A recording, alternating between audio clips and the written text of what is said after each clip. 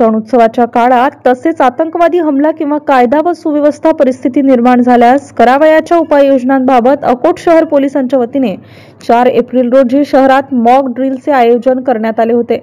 या निमित्ताने अकोट शहरातील BSNL कार्यालयामध्ये आतंकवादी हमला झाल्याचे भासवून या ठिकाणी पोलिसांनी हे मॉक ड्रिल अभियान राबविले।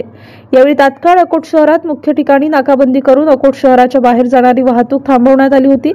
BSNL ऑफिस येथे अग्निशमन दल, ॲम्ब्युलन्स, बॉम्ब शोधक व नाशक पथक, investigation car, forensic team, ATS पथक, ATB पथक, QRT पथक, RCB पथक, पोलीस स्टेशन अकोट शहर, अकोट ग्रामीण, हिवरखेड येथील पोलीस यांना पाचारण करण्यात आले होते। मॉक ड्रिल करिता त्यांचा वापर करण्यात आला। अकोला जिल्हा पोलीस कोणत्याही प्रकारची परिस्थिती हाताळण्याकरिता सज्ज असून नागरिकांनी कोणत्याही अफवांवर विश्वास न ठेवण्याचे आवाहन करण्यात आले। सदरची मॉक ड्रिल कार्यवाही अकोला जिल्हा पोलीस अधीक्षक बच्चन सिंह, अभय डोंगरे, अप्पर पोलीस अधीक्षक अकोला, अनमोल मित्तल, सहाय्यक पोलीस अधीक्षक अकोट तथा उपविभागीय पोलीस अधिकारी अकोट यांच्या मार्गदर्शनात करण्यात आली। MCN न्यूज मराठी करिता देवानंद खिरकर, अकोट तालुका प्रतिनिधी।